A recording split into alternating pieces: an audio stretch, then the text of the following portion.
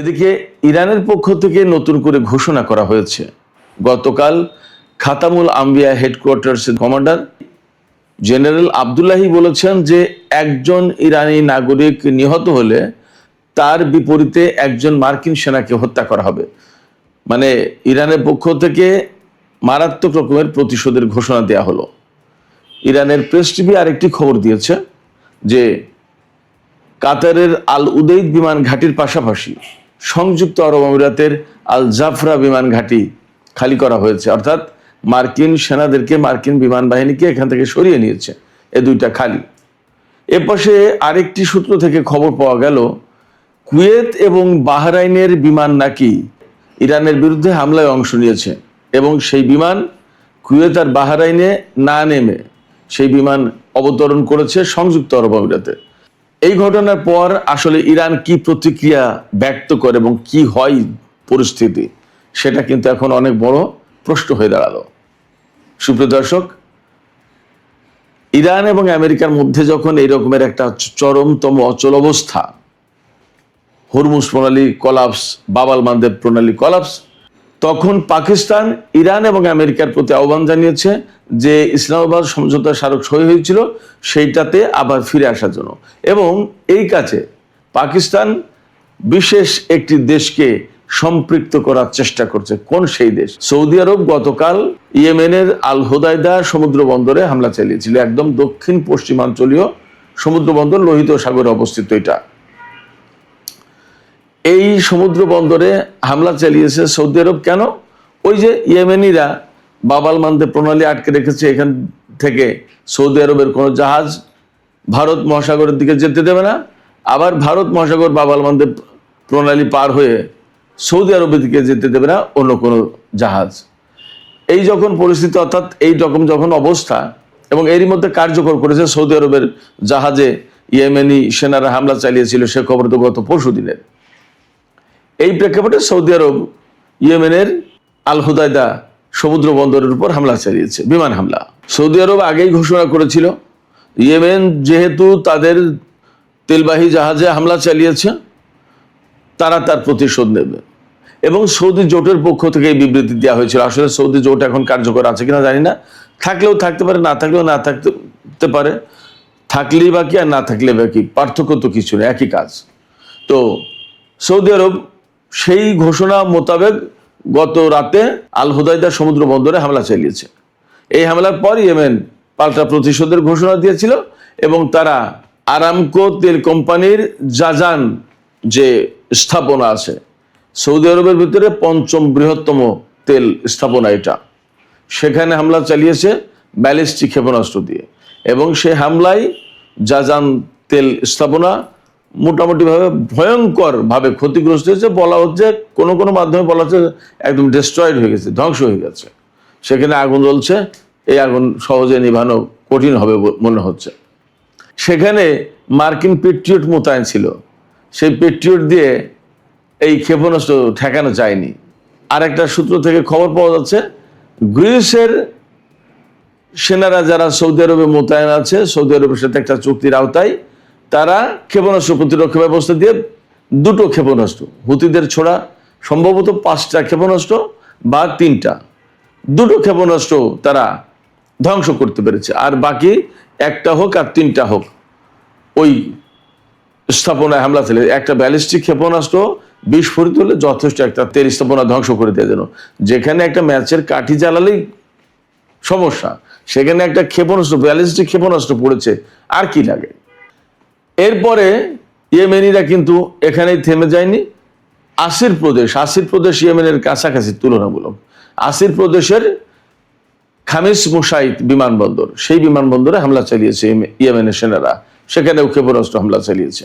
Saudi আরবের উপর ইয়েমেনিদের এই হামলার জন্য মার্কিন প্রেসিডেন্ট ডোনাল্ড ট্রাম্প রীতিমতো ইরানকে দায়ী করেছে এবং তিনি বলেছেন ইরানকে এর দায়ভাগ নিতে হবে। ইরানকে দায়ভাগ নিলেই বা কি আর না নিলে বা কি, ঘটনা তো এই যে যুদ্ধই করতে হবে। আমেরিকা ইরানের উপর হামলা চালাবে আর ইরান তার মোকাবেলা করবে, আর ইরান পাল্টা হামলা চালাবে। ঘটনা তো তাই ঘটছে, নতুন কিছু তো না। ইয়েমেনের সাথে সৌদি আরবের নতুন করে যে সংঘর্ষ শুরু হলো, যুদ্ধ শুরু হলো, এটা কিন্তু মধ্যপ্রাচ্যের পরিস্থিতিকে ভিন্ন রকম এক মাত্রায় নিয়ে গেল। নতুন একটা পরিবেশ দিল এই অর্থে যে এতদিন ইরান, আমেরিকা এবং ইসরায়েলের ভেতরে যে যুদ্ধ চলছিল তাতে কিন্তু আরব দেশগুলো মোটামুটি চুপ ছিল। সেই জায়গায় এখন দেখা যাচ্ছে যে সৌদি আরব ইয়েমেনের সাথে যুদ্ধ শুরু করলো। তার মানে কিন্তু এটা মূলত ইরানের বিরুদ্ধেই যুদ্ধ বা আমেরিকাকে সহযোগিতা করার জন্য যুদ্ধ, এইভাবে দেখা হচ্ছে ইরানের পক্ষ থেকে। তাহলে পরিস্থিতিটা কোথায় গেল? এতদিন মধ্যপ্রাচ্যের পরিস্থিতি নিয়ে যেভাবে ভাবা হচ্ছিল, সম্ভবত সৌদি আরবের আর ইয়েমেনের ভেতরকার এই দ্বন্দ্ব সংঘাত আলাদা রকমের অবস্থা তৈরি করলো এবং যুদ্ধের যে সমস্ত সমীকরণ সেটা আরো জটিল হয়ে গেল। এখানে একটা তথ্য দিয়ে রাখি আমি আপনাদেরকে। বাব আল মানদেব প্রণালী, যেটা মূলত হুতিরা কন্ট্রোল করে, শুধু হুতিরা কন্ট্রোল করে না, বাব আল মানদেব প্রণালীর অপর দিকে তো অর্থাৎ দক্ষিণ পাশে তো সোমালিয়া, সেখানে তাদেরও একটা নিয়ন্ত্রণ আছে, বাট মূলত কন্ট্রোল করে এখানে হুতিরা। এখানে হুতিরা খুব স্ট্রঙ্গার। তো এই যে বাব আল মানদেব প্রণালী, এই বাব আল মানদেব প্রণালী দিয়ে ইউরোপ, আফ্রিকা এবং এশিয়ার যে ইন্টারনেট কেবল, যেটা সাবমেরিন কেবল, এই সাবমেরিন কেবলের একটা বিরাট অংশ কিন্তু এই দিক দিয়ে অতিক্রম করেছে। সেক্ষেত্রে যুদ্ধের পরিস্থিতি যদি এমন ভয়ঙ্কর অবস্থায় নেওয়া হয়, সেখান থেকে হয়তো ইয়েমেনের হুতিরা এই কেবলের দিকে নজর দিতে পারে, অর্থাৎ এই কেবল কেটে দেয়া, ধ্বংস করে দেয়া, এগুলো করতে পারে। তখন কিন্তু সারা বিশ্বের ইন্টারনেট ব্যবস্থা, ডেটা সিস্টেম, এগুলো কিন্তু ভয়ঙ্কর ক্ষতির মুখে পড়বে, ঝুঁকির মুখে পড়বে। এই সমস্ত টেকনিক্যাল দিক, এই সমস্ত যে কৌশলগত দিক, এই বিষয়গুলো আমেরিকা, সৌদি আরব তাদেরকে মাথায় নেওয়া উচিত বা মাথায় নিয়েছে মনে হচ্ছে। আমরা দেখতে পাচ্ছি আমেরিকা ইরানের বিরুদ্ধে বড় হামলা চালানোর কথা বলেও কিন্তু এখনো হামলা চালায়নি সেই রকমের। আমেরিকা হামলা চালাতে চাইছে, ইসরায়েল তাকে সাপোর্ট দিচ্ছে, বাট হামলা হলে তার পরিণতি কি হবে সেটা কিন্তু ভাবতে হচ্ছে। এবং এই ব্যাপারে সম্ভবত বিশ্বের গুরুত্বপূর্ণ দেশগুলো আমেরিকাকে বারবার সতর্ক করে দিচ্ছে যে এই ধরনের বড় হামলা হলে তার পরিণতি কিন্তু অন্যরকম হতে পারে। বাব আল মানদেব প্রণালী, হরমুজ প্রণালী বন্ধ, এটা খুলবে না ইরান এবং হুতিরা যতক্ষণ পর্যন্ত সমস্যার সমাধান না হচ্ছে। এটা গেল একটা দিক। আর একটা দিক হচ্ছে হরমুজ প্রণালী এবং বাব আল মানদেব প্রণালী, দুই প্রণালী দিয়েই এই রকমের গুরুত্বপূর্ণ সাবমেরিন কেবল গেছে, যেটা সারা বিশ্বের ইন্টারনেট এবং ডেটা সিস্টেমের সাথে জড়িত। এইগুলোতে যদি ইরানিরা বা ইয়েমেনিরা হাত দেয় তাহলে কিন্তু সারা বিশ্ব কলাপস হয়ে যাবে। এগুলো মাথায় রাখতে হচ্ছে। সুপ্রিয় দর্শক, আলোচনার শুরুর দিকে যে কথা বলছিলাম, ইরানের পক্ষ থেকে একটা গুরুত্বপূর্ণ ঘোষণা এসেছে। ইরানের খাতামুল আম্বিয়া হেডকোয়ার্টার্স, যেটা তার কমান্ডার জেনারেল আবদুল্লাহি, তিনি গতকাল ঘোষণা করেছেন মার্কিন হামলায় যদি একজন ইরানি নাগরিক নিহত হয়, তার বিপরীতে ইরান একজন মার্কিন সেনার জীবন নিয়ে নেবে, অর্থাৎ একজন মার্কিন সেনাকে হত্যা করবে। এটা একদম ওপেন ডিক্লারেশন, এটা আমার কোনো ব্যাপার না এবং এটা আমার কোনো দাবি না। ইরানের পক্ষ থেকে এই ঘোষণা দেয়া হয়েছে। তার মানে কি? তার মানে হচ্ছে ইরান এই যুদ্ধের ব্যাপারে আরো অনেক বেশি শক্তিশালী অবস্থানে চলে গেল, শক্ত অবস্থানে চলে গেল। অর্থাৎ আমেরিকাকে আর কোনো মতে ছাড় দেওয়ার ইচ্ছা তাদের নেই, ছাড় দেওয়ার মানসিকতা ইরানি সেনাবাহিনীর ভেতরে এখন আর নেই, সেটা কাজ করছে না। তার আগে ইরান ঘোষণা করেছিল যে ইরান এখন যুদ্ধের নীতিতে চোখের বদলে চোখ এটা অনুসরণ করবে, অর্থাৎ যেরকম ক্ষতি ইরানও সেই রকম শত্রুপক্ষের উপরে সেরকম ক্ষতি করে দেওয়ার চেষ্টা করবে। এর জবাবে আমেরিকার পররাষ্ট্রমন্ত্রী মার্কো রুবিও বলেছিলেন যে ইরান তো চোখের বদলে চোখ নেবে আর আমরা চোখের বদলে মাথা নেব। তার মানে আমেরিকা আরো হত্যাকাণ্ড বেশি চালানোর ঘোষণা দিয়েছিল। তারপরে ইরানের খাতামুল আম্বিয়া হেডকোয়ার্টার্সের যিনি কমান্ডার জেনারেল আবদুল্লাহি বলছেন যে একজন ইরানি নাগরিক নিহত হলে একজন মার্কিন সেনাকে হত্যা করা হবে। এবং সম্ভবত এই কথা বলার সুযোগ পাচ্ছে ইরান এই জায়গা থেকে মধ্যপ্রাচ্যের ঘাঁটিগুলো কিন্তু একদম ঝরঝরে করে দিয়েছে। অর্থাৎ কুয়েত, বাহরাইন, সংযুক্ত আরব আমিরাত, কাতার, ইরাক, এই সমস্ত জায়গায় যে সমস্ত আমেরিকার ঘাঁটি ছিল সেই ঘাঁটিগুলো বেশিরভাগই তছনছ হয়ে গেছে। যখন তছনছ হয়ে গেছে তখন মার্কিন সেনারা সেখানে আর কিন্তু খুব নিরাপদ না। তো যখন নিরাপদ না, তখন ইরানের পক্ষ থেকে তাদের হত্যা করা কিন্তু খুব একটা কঠিন কাজ না বলে মনে হচ্ছে। আমরা একটা বিষয় খেয়াল করেছি, আমেরিকা ইসরায়েলের হামলায় ইরানের ব্যাপক বেসামরিক নাগরিক নিহত হয়েছে এবং তো সম্ভবত 4000-5000 মানুষ নিহত হয়ে গেছে এই গত 40 দিনের যুদ্ধ এবং এই 12-13 দিনের যুদ্ধে। কিন্তু অপরদিকে খেয়াল করে দেখুন, ইরানের হামলায় যত জায়গায় হামলা চালিয়েছে, ইসরায়েল থেকে শুরু করে ইরাক, কুয়েত, সৌদি আরব, সংযুক্ত আরব আমিরাত, কাতার, বাহরাইন, ওমান, জর্দান, কোনো জায়গায় কিন্তু বেসামরিক লোকজন নিহতের ঘটনা নেই। ইরান কিন্তু একটা যুদ্ধের নীতি অনুসরণ করে চলছে। ইরান বলছে এটা ইসলামের নীতি, বেসামরিক লোকজন তো দায়ী না, তাদেরকে হত্যা করার কোনো সুযোগ ইসলাম রাখেনি। এমনকি ইরানের হামলায় আমেরিকা বা ইসরায়েলের সেনাবাহিনীর লোকজনও কিন্তু কম নিহত হয়েছে। তার মানে দাঁড়াচ্ছে যে ইরান কিন্তু বেসিক্যালি মানুষকে হত্যার জন্য, সে হোক সেনা অথবা বেসামরিক লোকজন, মানুষ হত্যার জন্য চেষ্টা করছে না। কি চেষ্টা করছে?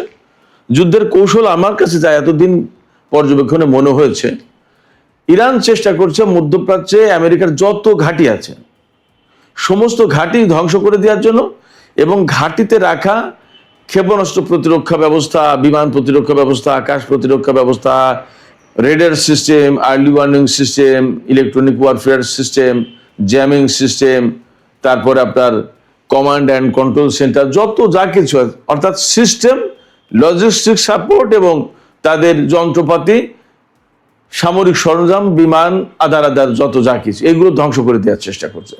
ক্ষেপণাস্ত্র প্রতিরক্ষা ব্যবস্থা, থার্ড, পেট্রিয়ট, এই সমস্ত।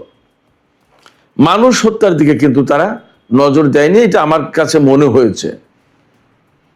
তো ইরান এই জায়গা থেকে এখন সরে আসার কথা বলছে, সম্ভবত ওই যে মার্কিন পররাষ্ট্রমন্ত্রী যে ঘোষণা দিয়েছেন যে আমরা চোখের বদলে মাথা নেব, চোখের বদলে চোখ না, চোখের বদলে মাথা নেব।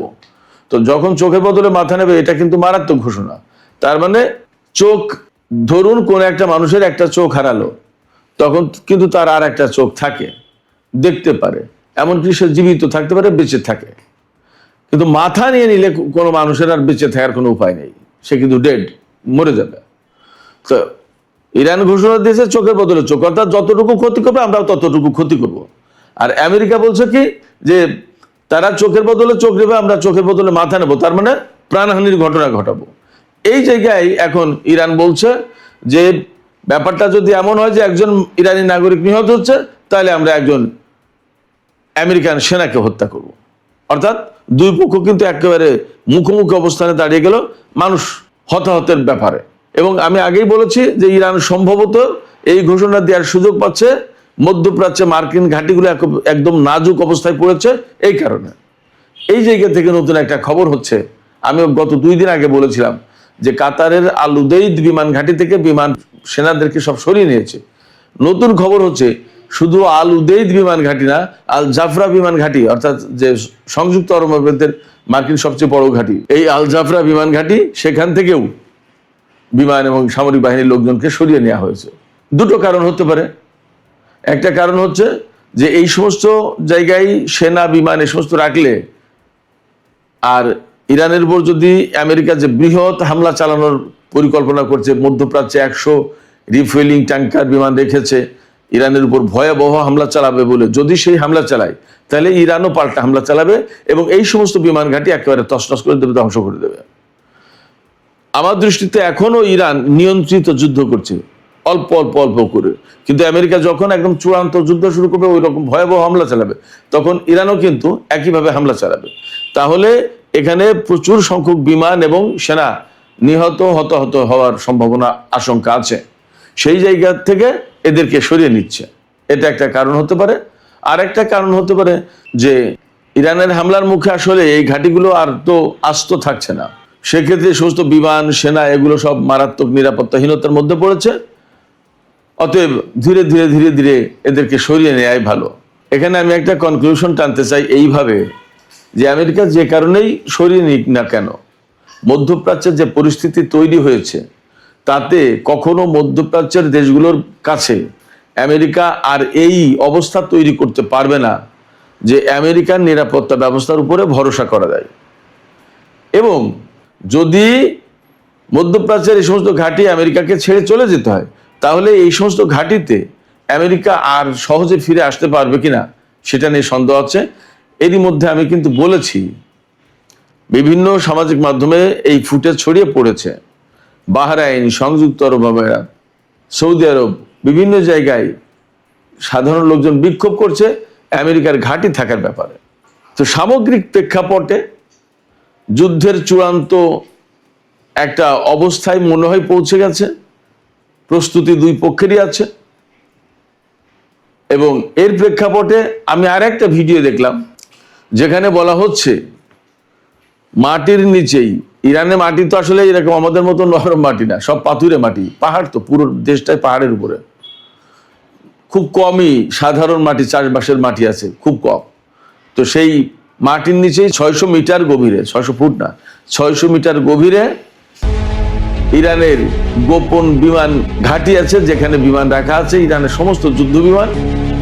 সেই যুদ্ধ বিমানগুলো এখন প্রস্তুত অবস্থায় দেখা যাচ্ছে, সেখানে প্র্যাকটিস চলছে, যে কোনো সময় ইরান হামলায় ব্যবহার করবে এই সমস্ত বিমান। দুটো ভিডিও দেখলাম আমি, একটা ভিডিও হচ্ছে এই গোপন ঘাঁটিতে বিমানের প্র্যাকটিস, বিমান আসছে যাচ্ছে এরকম। আর একটা ভিডিও ফুটেজ দেখলাম যে ইরানের ফ্যান্টম বিমান দিয়ে পারস্য উপসাগরের এলাকায় টহল দেওয়া হচ্ছে।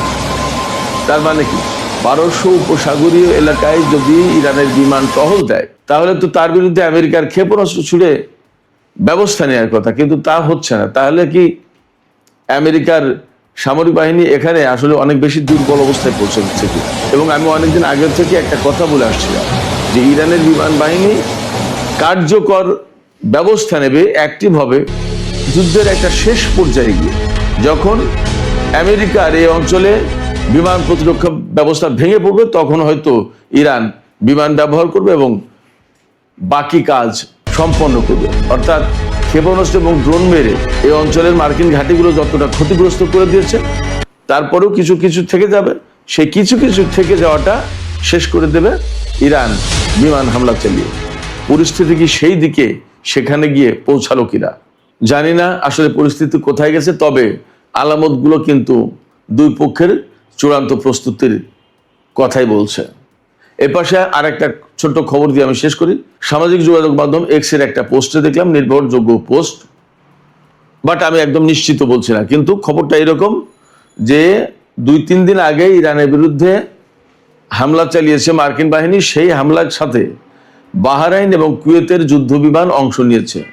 বাহরাইন এবং কুয়েতের এই বিমানগুলো পরবর্তীতে সংযুক্ত আরব আমিরাতের একটা বিমান ঘাঁটিতে অবতরণ করেছে, বাহরাইন এবং কুয়েতে নামেনি।